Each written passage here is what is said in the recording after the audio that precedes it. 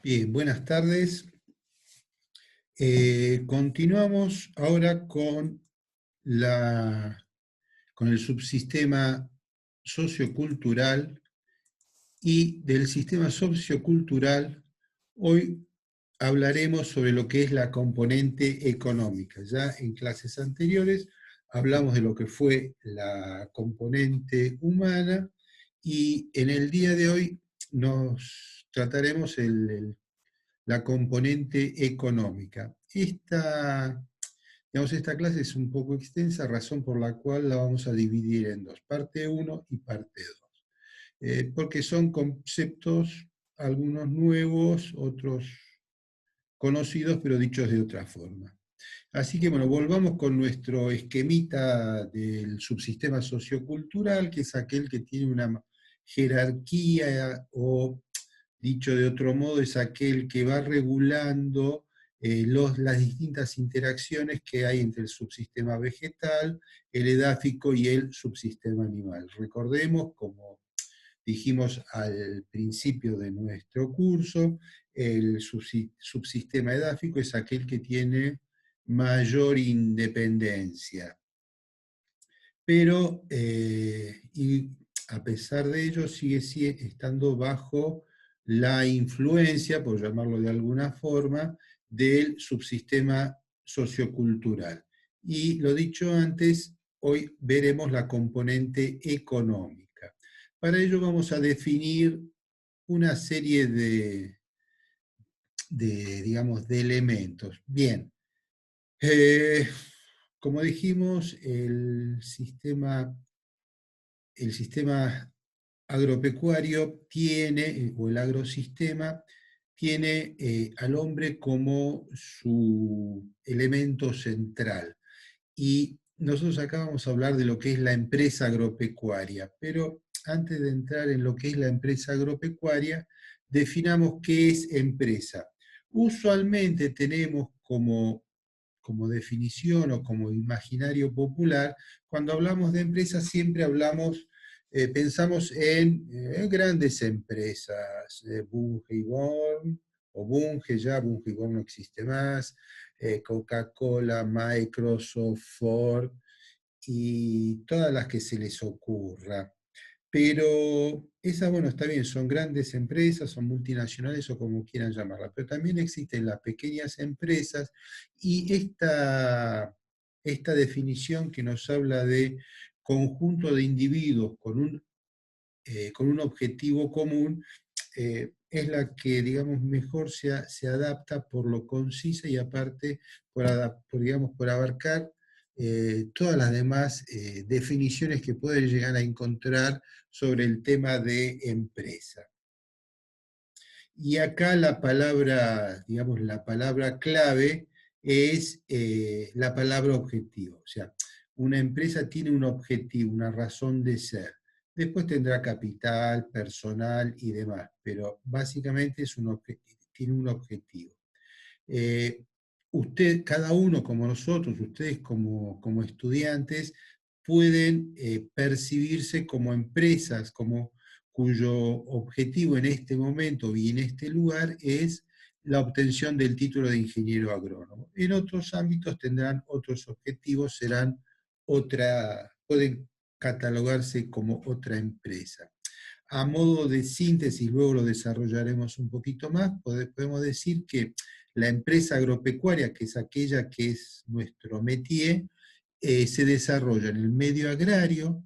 En ese medio agrario produce bienes primarios y alguien en este punto de bienes primarios, commodities, podría decirme, pero eh, una empresa, un tambo, que produce leche y aparte la industrializa y vende los quesos, no está produciendo bienes primarios. Sí, es cierto, no está produciendo bienes primarios, o mejor dicho, los está produciendo y luego los está industrializando y vendiéndolo él. Eso es una empresa agroalimentaria, pero sigue dependiendo del medio agrario. es una empresa agropecuaria, un poco más sofisticada, un poco más complicada, pero empresa agropecuaria al fin. Y digamos que esta empresa agropecuaria lo que busca es maximizar la rentabilidad de esta empresa y minimizar la degradación de los recursos naturales que están en curso. Esto como un pequeño preámbulo. Más adelante daremos un poquito más de detalles sobre lo que es la empresa agropecuaria. Toda empresa sea agropecuaria o no, eh, tiene los que son los llamados factores de la producción, que desde la teoría clásica son capital, tierra y trabajo. Esto es desde allá, desde los albores del capitalismo con Adam Smith y Ricardo. Eh, Hoy, digamos, hemos cambiado la terminología y al trabajo lo llamamos recursos humanos, a la tierra lo llamamos recursos naturales y al capital lo seguimos llamando capital. Cuando hablamos de recursos naturales, la justificación de esto es que no es solo tierra, sino que es tierra, agua, los minerales que extraemos para la producción de los distintos fertilizantes, la atmósfera, o sea, entra todo lo que son los recursos naturales. Digamos, es un poco más abarcativo que solo tierra. Una empresa industrial tiene un gran capital y quizás la tierra no es lo más importante. El caso extremo son estas empresas tecnológicas que es una oficina de más o menos metros cuadrados, pero que todo su capital está en sus recursos humanos y en el capital que tiene de equipamiento. Y la tierra pasa a un segundo o tercer plano, no tiene sentido. Ahora, estos factores de la producción que son los que intervienen en la obtención de los bienes, repito, industriales, agropecuarios o de servicios. Siempre hay una combinación de estos tres factores. Tienen que ser retribuidos económicamente. La retribución de los recursos humanos la denominamos salario u honorario. Salario se refiere al trabajo físico y honorario se refiere al trabajo intelectual. Ustedes cuando se reciban y trabajen como ingenieros agrónomos en la organización de la, digamos, de la producción como profesionales del sector agropecuario, van a percibir honorarios. La retribución a los recursos naturales, que aquí sí estamos referidos a la tierra, se denomina renta. Y la retribución del capital se denomina interés. Estos tres conceptos más o menos internalícenlos porque en el futuro los vamos a volver a mencionar cuando hablemos de los costos. También en la actualidad se incorpora un cuarto factor de la producción, que es la tecnología. Algunos lo llaman tecnología, otros lo llaman organización, otros lo llaman administración, pero básicamente si yo tengo el capital, compro la tecnología. Pero algunos autores van a ver que hablan de la tecnología como un cuarto factor de la producción. Y hablando de tecnología, vamos a volver sobre unos términos que hemos ya mencionado a lo largo de la cursada, que son las tecnologías de procesos y las tecnologías de insumos. ¿Qué son las tecnologías de procesos? O mejor dicho, empecemos por tecnología de insumos, que es más sencillo de explicar. La tecnología de insumos es básicamente la combinación de insumos. Yo compro tanta semilla, tanto fertilizante, tantos herbicidas e insecticidas. Y según el lugar y la superficie compraré la cantidad y de acuerdo a la época de siembra y a la región en la que esté, compraré el cultivar o la variedad que mejor se adapta a las condiciones del lote en el cual yo voy a sembrar.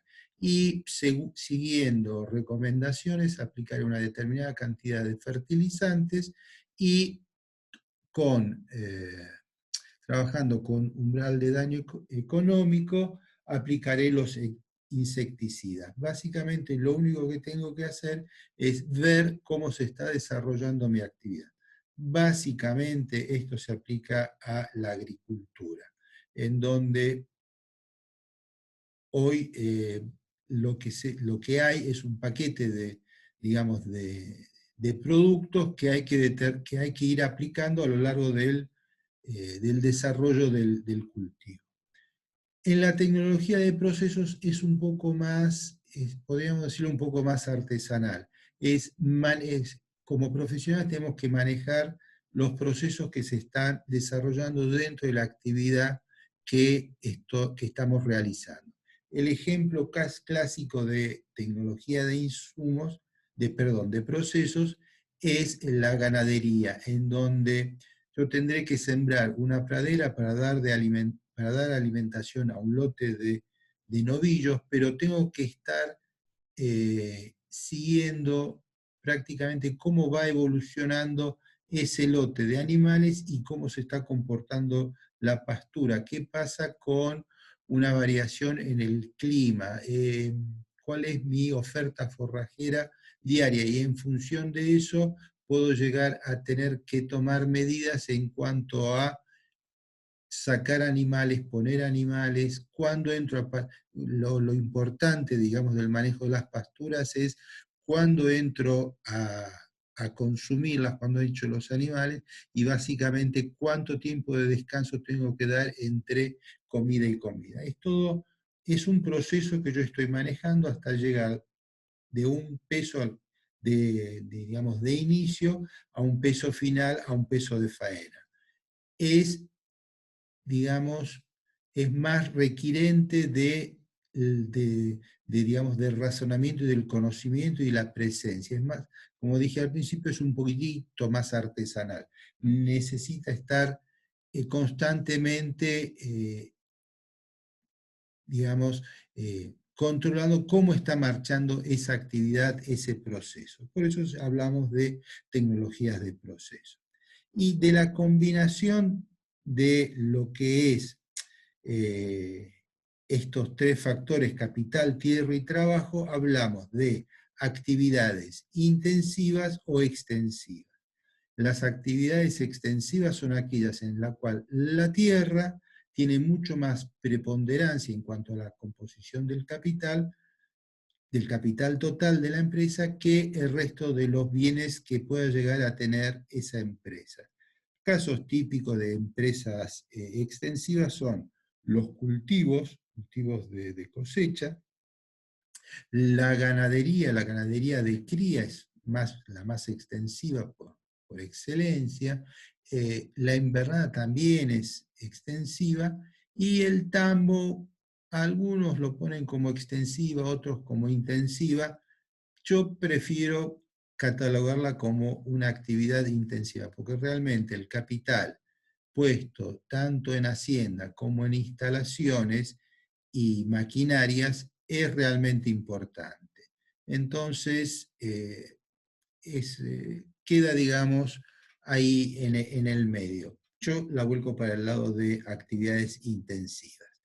Distinto es el caso, por ejemplo, de un feedlot. Ahí sí es eminentemente intensiva porque en unos corrales de engorde está llegando el alimento y realmente la cantidad de tierra que se dispone para el engorde en estas pistas de engorde eh, es mínima respecto al capital en cuanto a infraestructura, eh, para, digamos, para llevar adelante esta explotación.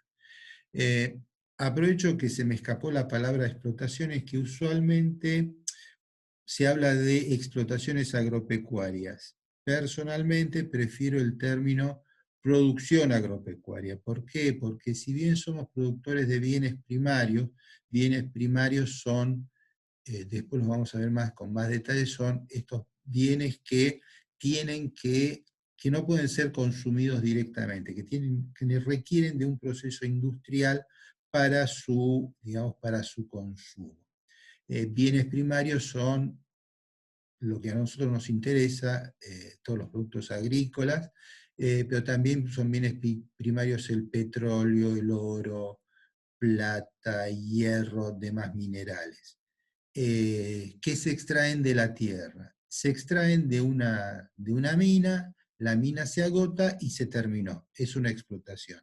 Nosotros, con nuestro uso racional del recurso suelo, estamos, estamos manejando empresas de producción agropecuaria.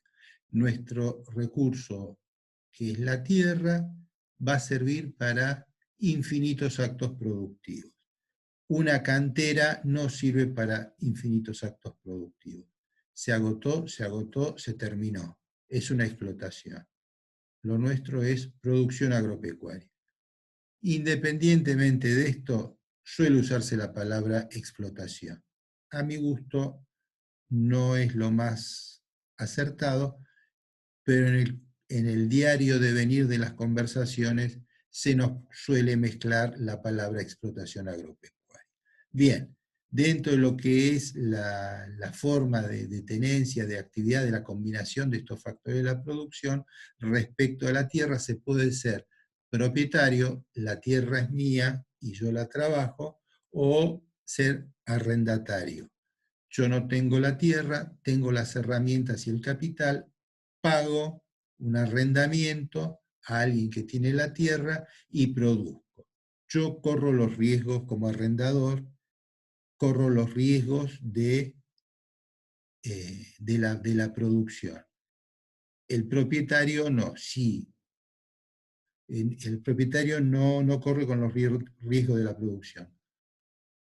Tiene digamos, entre arrendatario y propietario se arregla, tantos quintales de soja, de maíz, de trigo por año, y independientemente de lo que pase, el propietario recibe esos 10, 8, 15, depende de dónde esté, quintales de soja, de maíz o lo que fuere, y se independiza de la producción. Y el arrendador es aquel que corre con el riesgo empresario de la producción. Dicho esto, volvamos sobre el tema de las características que tiene la empresa agropecuaria.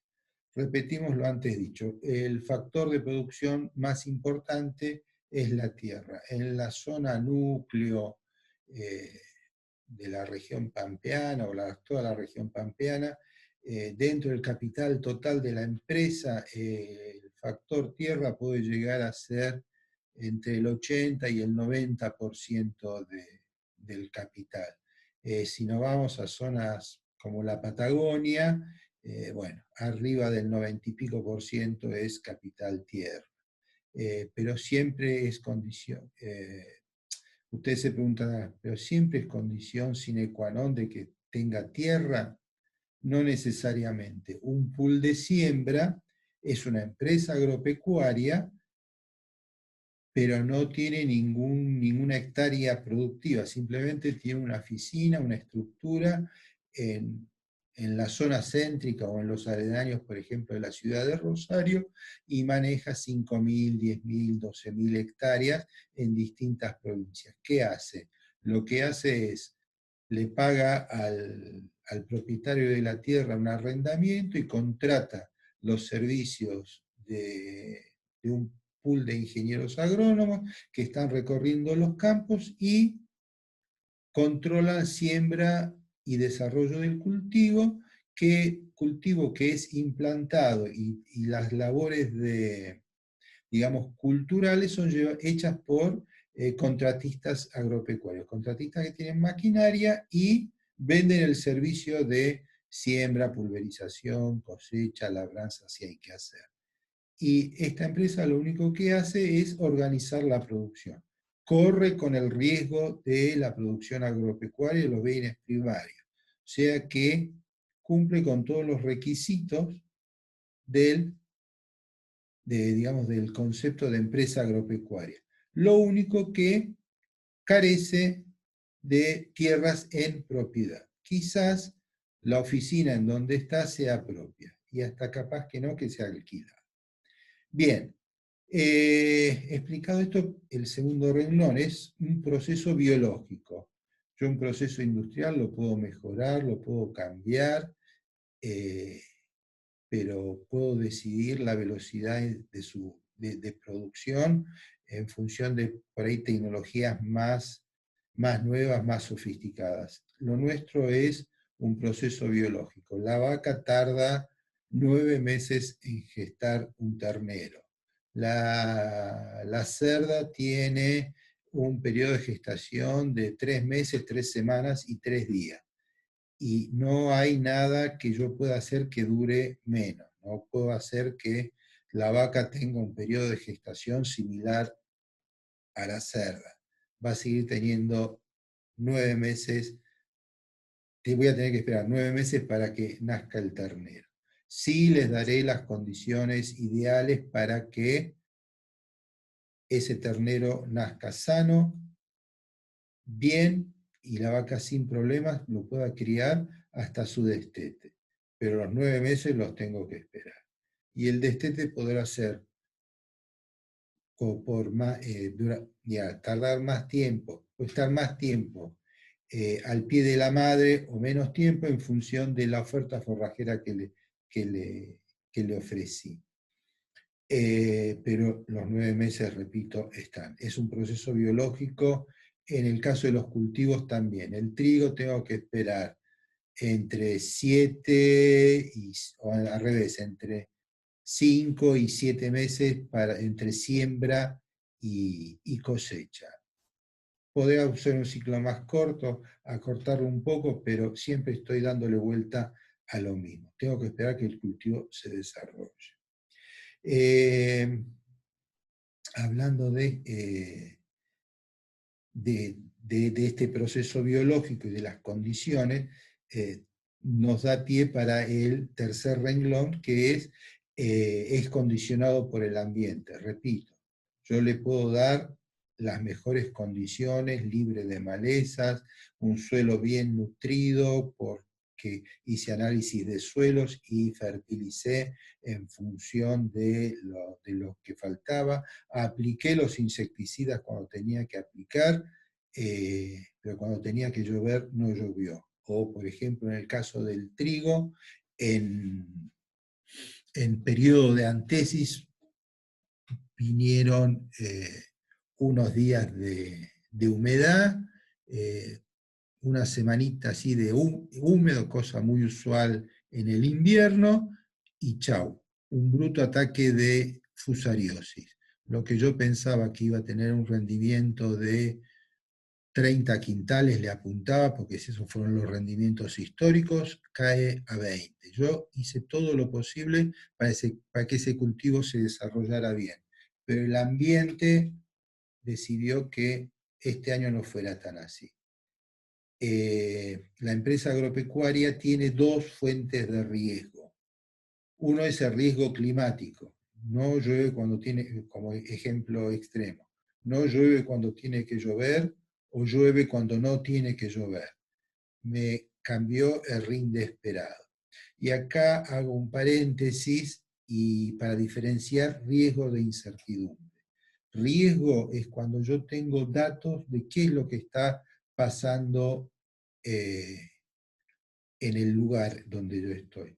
La probabilidad de lluvias de lluvias del mes de marzo de superiores a 50 milímetros es para esta zona tal porcentaje. O sea, yo sé que es el 30%, por decir algo. De 10 años, 3 voy a tener lluvias superiores a los 50 milímetros. Cuando yo no tengo idea de cuánto va a llover y cuál es la distribución de esa lluvia, hablamos de incertidumbre. con riesgo, digamos, conociendo las probabilidades, corro riesgo y puedo tomar decisiones. Con la incertidumbre no puedo tomar decisiones, o si las tomo son total y completamente azarosas. ¿Mm? Esto también me da pie para no para el siguiente renglón, sino para el subsiguiente, como que es la tipificación o, digamos, la calificación de la calidad del producto. Es un proceso posterior. Yo cuando entrego mi producto en el acopio, recién ahí se determina la calidad del producto que coseché. Habré dado todas las mejores condiciones, pero si tuve un ataque de fusariosis, lo más probable es que vaya mucho porcentaje de granos manchados, granos vanos, y bueno, ahí me castigarán el precio, me pondrán, digamos, no entrará en grado 2. Más adelante veremos esto. Eh, digamos, en un proceso industrial de antemano, en función de la calidad de los productos que elijo, de los insumos, perdón, que elijo para obtener mi producto final, será la calidad. Yo la defino de antemano. Va a ser una camisa de una tela económica para venderla a bajo precio. O va a ser una camisa de seda, la voy a vender carísimo. Mis insumos son caros, mi producto es caro. Yo decidí qué calidad va a tener esta camisa. En el grano, siembro, le doy las mejores condiciones y espero que ese cultivo tenga la mejor calidad que yo espero.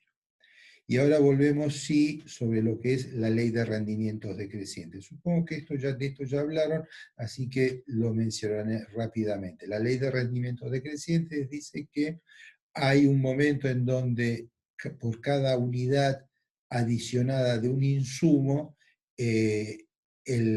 digamos, la respuesta es más que, tiene una respuesta exponencial. Llega un momento en que por cada unidad adicionada la respuesta es menos que proporcional, y llega un momento en el cual adicionar una unidad más de producto puede hacer que mi producción, mi rendimiento caiga. Un ejemplo, digamos, típico de esto es la aplicación de un fertilizante.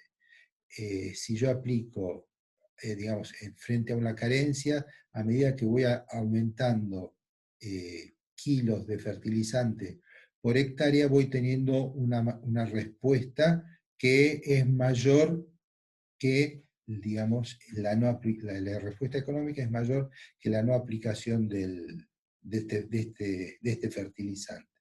Hasta que llega un momento que se igualan digamos, lo que me produce de más de granos,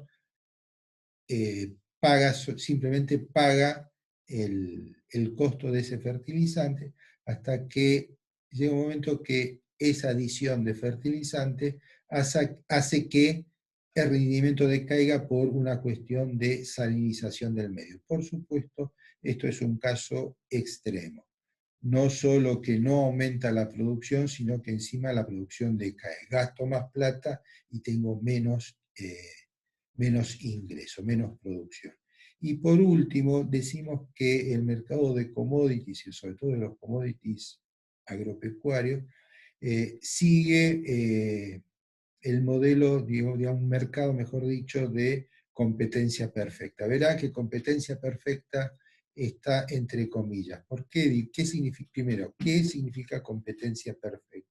Y esto implica que oferta y demanda se encuentran en el mercado y todos conocen cuál es la oferta y cuál es la demanda, y en función de el precio se va estableciendo día a día en función de la cantidad que se oferta y la cantidad que se demanda. Cuando hay una retracción de la oferta o hay un aumento de la demanda, inexorablemente el precio subirá, y en caso contrario, cuando digamos, la oferta aumenta y o la demanda disminuye, el precio caerá hasta llegar a un equilibrio. Esto en teoría, pero que en realidad se da, porque todo lo que son, digamos, las producciones, la cantidad ofertada y todo eso se conoce, más en estos tiempos de las de tecnologías de la información. El tema es que algunos se enteran antes que otros, y eso distorsiona lo que es la competencia perfecta. Pero dentro de lo que son los mercados, es el que más o menos más se acerca a esto de la competencia perfecta. No es del todo cierto, pero bueno, es el que más se aproxima. También hay dos términos que a veces en, en la velocidad de la conversación se nos mezclan y lo tomamos como sinónimos cuando no lo son, no tienen nada que ver. No es que no tienen nada que ver, sino que no son para nada sinónimos. Uno es producción y el otro es productividad. La producción es el proceso para obtener un bien. Me habla de la cantidad que obtuve de ese bien. Yo con esta campaña tuve una producción de 12.523 kilos de trigo. Ahora, eso lo tuve en 100 hectáreas, en 500 hectáreas. Yo eso es lo que tengo.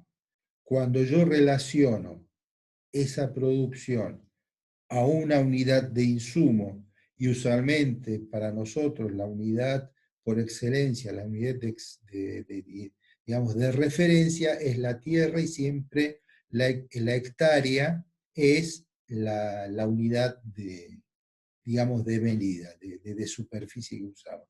Cuando yo digo obtuve 28 quintales de trigo por hectárea, ahí sé si fui un productor eficiente o no. Y decir que obtuve 28 hectáreas, perdón, 28 quintales por hectárea, puedo decir que sí, sos uno más del montón o sos excelente, has tenido una excelente producción. Y esto engancha con lo que hablábamos de en la componente humana, en donde yo necesito conocer mi entorno. Si yo estoy en un lugar donde todos están produciendo entre 26 y 32 quintales de trigo, soy un productor más. Ahora, si todos en el barrio tienen un rendimiento entre 20, 25, 24 quintales, decididamente yo soy un productor de punta. Estoy teniendo producciones que superan a la media. Por eso la productividad es importante, es una herramienta de control, pero también siempre hay que referirla al entorno. Bien, sigamos. Y ahora empezamos a hablar de lo que son los costos. En esto volvamos con esta famosa inecuación en donde los costos tienen que ser menor al precio y el precio tiene que ser menor o a lo sumo igual que el valor. En los commodities, esta última parte se torna relativo, porque yo no determino el precio de mi trigo, simplemente soy un tomador de precio. ¿Cuánto cotiza hoy? ¿Cuánto cerró el mercado a término? Bien. Me gusta el precio, vendo. No me gusta, no vendo. Necesito plata, bueno, no me gusta el precio, vendo. Distinto es el caso si yo logro hacer una diferenciación de mi trigo y ahí le doy valor. Luego volveremos sobre este tema. Yo puedo tener un cultivo, en vez de hacer trigo común y silvestre, puedo hacer trigo orgánico, con lo cual tendré que tener una empresa que certifique que mi trigo es orgánico, que no hice uso de productos de síntesis. Ahí ya le estoy agregando valor. Tengo el precio de referencia al mercado más el valor que le da la gente porque quiere productos que no están producidos con uso de productos de síntesis. Ahí yo valorizo. Pero en general la empresa agropecuaria es tomadora de precios y esta primera parte, yo no sé si se ve el mouse que estoy intentando marcarle, el, el valor pierde sentido. ¿Mm? Ahora, ¿qué es el costo? El costo, digamos, siempre siguiendo definiciones simples y sencillas, es la valoración de bienes y servicios. Pero esta valoración se hace con la formulita que tenemos aquí abajo, en donde decimos que los costos es igual a la suma del gasto más las depreciaciones más los intereses. Usualmente en la conversación coloquial se toman como sinónimos costo y gasto. Bueno, acá vemos que no es así, no es lo mismo decir costo que gasto. Costo es la suma de estos tres términos, en donde, entonces preguntarán, ¿qué es el gasto? Gastos son todas las erogaciones que hago en efectivo para la obtención de mis bienes, está bien, todas las erogaciones en efectivo que hago para la obtención de mi producto. Gasto plata para comprar los insumos, gasto plata para contratar los servicios que necesito. Son todas las erogaciones en efectivo. Y cuando digo erogaciones en efectivo, no es que tengo que costar billete por billete, sino que es todo aquello que tengo que adquirir y pagar para la obtención de mi bien. En el caso de las depreciaciones, también llamadas amortizaciones, acá el término es indistinto, simplemente antes se hablaba de amortizaciones, hoy la terminología ha virado hacia hablar de depreciaciones, todo esto para no confundir con la amortización de un crédito. La amortización de un crédito son las cuotas que tengo que pagar mes a mes para cancelar ese crédito. Antes se usaba la misma palabra para estos dos conceptos, pero básicamente la depreciación es para justipreciar o valorar la incidencia de un bien a lo largo de su vida productiva. Vamos a poner esto con un ejemplo. Yo tengo una empresa agropecuaria que se dedica a la ganadería de engorde y lo hace con sistema pastoril y todos los años siembra 100 hectáreas de pastura para alimentar 110, para engordar 110 novillos, pongámoslo en números, o 100 novillos. Esta pastura dura 4 años. Bien, yo tengo que comprar semilla, herbicida, fertilizante, pagar las labores para implantar esa pastura en el año 1, que es bastante plata. Ahora, esa pastura es mi costo de alimentación, pero yo no puedo cargar todo el costo de la alimentación para ese año de engorde, para ese lote de novillos que engordo ese año.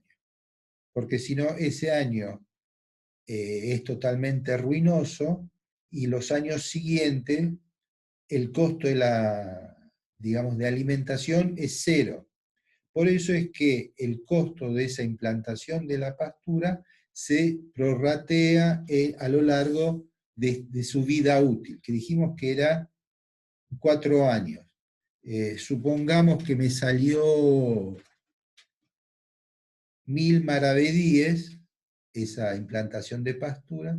Bueno, cada año tendré que aplicar como costo de producción en el rubro alimentación 250 maravedíes en el concepto de alimentación. Después tendré que poner, no sé, 200 maravedíes por sanidad, 500 maravedíes por servicio veterinario, etcétera, etcétera. Y así, esos son los gastos, o sea, la sanidad es un gasto, el veterinario es un gasto, pero el costo de alimentación, la pastura, es una depreciación, es una amortización. ¿Sí? Y, por último, el interés, que como dijimos más arriba, es la retribución al capital. aquí, cuando hablamos de capital, ¿qué es? Es el capital que fue inmovilizado para la obtención de esa producción de los 100 novillos que engordé en esas 100 hectáreas. Yo, para obtener esos 100 novillos gordos, inmovilicé capital. Inmovilicé capital tierra, inmovilicé capital pastura, inmovilicé capital en animales. Después veremos que cada uno de estos rubros tiene distintas tasas de interés, pero hoy quedémoslo con lo sencillo e internalicen esto, que los costos es la suma de los gastos más las depreciaciones más los intereses. Después, más adelante, en economía agraria y en planeamiento, verán un poquito más en detalle esta formulita. Y hablando de costos, como siempre tenemos la clasificación de nuestras palabras o de nuestros ítems. Costos. Los costos se pueden, digamos, clasificar en función de la cantidad que se produzca. Entonces, yo hablo de costos fijos y de costos variables. Costos fijos son aquellos que son independientes de la cantidad producida. Yo produje 100 quintales de trigo, 200 quintales de trigo, 1000 quintales de trigo, el costo variable está. El costo fijo está. Son aquellos que son independientes digamos, de la cantidad producida. Es más, puedo producir cero, no producir nada, y esos costos fijos sigo incursionando. ¿Cuáles son, para graficar esto, cuáles son los costos fijos por excelencia? Todas las amortizaciones o depreciaciones de los bienes de uso que tengo. El impuesto inmobiliario, la depreciación del tractor, la sembradora, la cosechadora, la desmalezadora, el pulverizador, la máquina que tengo, la tenga encerrada en el galpón o la use, la depreciación está. El impuesto inmobiliario está. Tengo que pagarlo. Podré no pagarlo, pero en algún momento lo voy a tener que pagar. Como dijo alguien en una película, de los impuestos y de la muerte nadie se salva. El impuesto inmobiliario es uno de ellos. Nadie se salva, hay que pagarlo. Hoy o cuando se venda el campo o se tenga que hacer la partición para repartirla entre los herederos. Esos son costos fijos. Costos de administración, si yo tengo una oficina, si le pago al contador todos los meses tendré que pagarle sus honorarios. Al profesional, al ingeniero agrónomo, todos los meses tendré que pagarle sus honorarios. Son costos fijos independientemente de lo que yo produzca, salvo que tenga un arreglo con el profesional de la ingeniería agronómica que vaya en el resultado de la empresa. Después, más adelante, verán estos intríngulis. Y costos variables son aquellos que están en función de la cantidad producida. Los ejemplos clásicos son los insumos. Semillas, herbicidas, fertilizantes, labores contratadas, gasoil si tengo maquinaria propia. Si yo siembro 1 hectárea de trigo, necesitaré entre 80 y 100 kilos de semilla, y si siembro 100 hectáreas de trigo, necesitaré 8.000 kilos de semilla. Todo va en función de la cantidad que yo haga. ¿Quedó claro este concepto? Y la otra, la otra forma el otro ítem dentro de la clasificación de los costos es cuando es en función de la variable estudiada. Y la variable estudiada, como les dije, siempre es la variable tierra. Y hablamos de costo directo y costo indirecto. El costo directo son aquellos costos que incurro en la actividad que yo realizo. Voy a hacer, sigamos con el ejemplo trigo, lo voy a hacer en el lote 8, que tiene una aguada, un molino, y alambrados y una manga. Bien, la aguada, el molino, la manga para los animales no me inciden para nada en mi producción de trigo. No lo considero. Solo considero aquellos costos que, que me demandan la implantación y la prosecución de ese cultivo de trigo.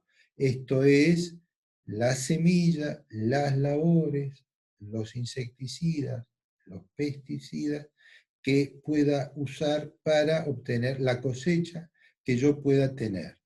Todos los demás son costos indirectos. Me afectarán solo cuando es la manga, el molino y demás, me afectarán solo si hago el costo total de mi empresa agropecuaria. Si no, es un costo directo y, a ver, pongamos como ejemplo que es una empresa que está haciendo 100 hectáreas de trigo en el año y 250 hectáreas de maíz. Todo lo que es alambrados, maquinaria, galpones, en realidad inciden, pero inciden con un precio constante. La depreciación del galpón es la misma para el que haga cultivo de trigo o haga el cultivo de maíz. La depreciación del tractor, de la pulverizadora es la misma para el cultivo del maíz y del trigo, pero ahí son costos directos, ¿sí? En cambio, el galpón, que es donde guardo la maquinaria, es un costo indirecto, porque se aplica por igual a ambos cultivos.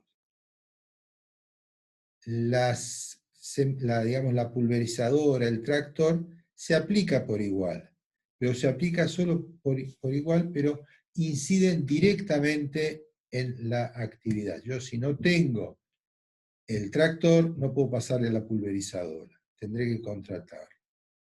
Pero si no tengo el galpón, puedo hacer tranquilamente mi cultivo de trigo y de maíz. Vean esto un poco con más detalle, está en la guía detallada. Y hablando de costos, nosotros hablamos, digamos, dentro de los tipos de costos, hablamos de lo que son los presupuestos parciales.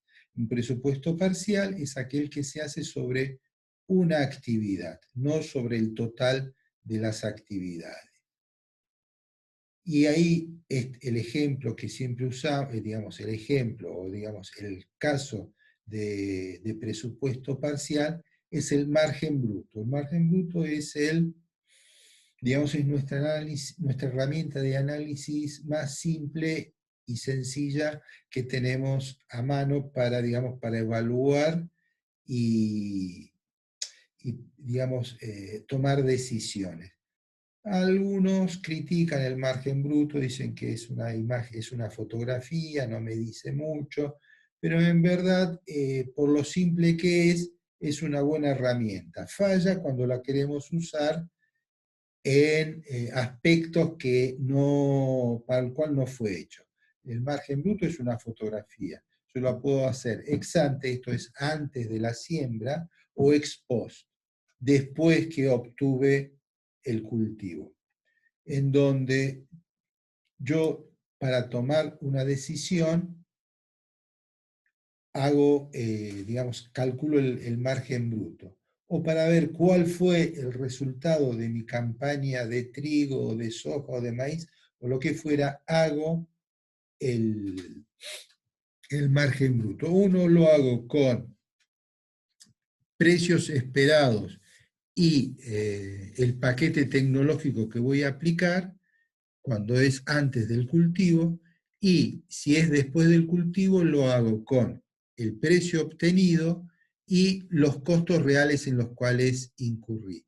Puede suceder que yo haya planificado o programado, mejor dicho, una aplicación de insecticida. Pero el año vino complicado, hubo un gran ataque de insectos y tuve que hacer 2 pulverizaciones con insecticida. Ahí mi margen bruto cambió y no tiene nada que ver con, digamos, el original que hice para ver en el pasado, para ver qué es lo que puedo hacer. Y ahí sí tengo el real, porque también trabajé con un precio esperado, y cuando estoy en el digamos, en el cultivo ya cosechado y en el acopio, estoy con el precio que obtengo si lo vendo. Pero bueno, hablemos digamos, abramos un poquito la formulita de lo que es el margen bruto. Básicamente el margen bruto es la plata que me entró menos la plata que me salió. El ingreso neto menos el costo directo. El ingreso neto, ¿por qué está dado? Por el rendimiento. Si es ex ante, es el rendimiento esperado. Si es ex post, es el rendimiento obtenido. Lo mismo para el precio, es el precio esperado o el precio obtenido, en pesos por quintal. Recuerden que siempre hacemos digamos, el margen bruto sobre la unidad de superficie. Siempre es por hectárea. ¿Se puede hacer el margen bruto total de un cultivo? Sí, se puede hacer el margen bruto total de un cultivo. Pero a los fines de comparación y de saber, mucho no me sirve. Me es más útil referido a la unidad de superficie, que es la hectárea. Y volvemos con lo que es el ingreso neto. Es el rendimiento por el precio menos los gastos de comercialización y fletes. Ojo, no confundir con los gastos de los insumos. El gasto de la comercialización, esto es porcentajes al acopio, lo que es secada, la merma, todos estos gastos de comercialización se descuentan del precio obtenido del producto, más los fletes hasta el acopio, los fletes hasta el puerto, todos los que correspondan. Y el otro término, digamos, de la ecuación, que es el costo directo, se forma por los costos directos fijos, y costo directo variable. Costo directo fijo son todos los insumos. Voy a necesitar 100 kilos de semilla de trigo, una bolsa de maíz, si estoy haciendo maíz, todos los demás insumos, fertilizantes, insecticidas, fungicidas, si estoy aplicando inoculantes, si estoy trabajando con soja, las labores de implantación y de protección, esto es la siembra, pulverización y por último la cosecha.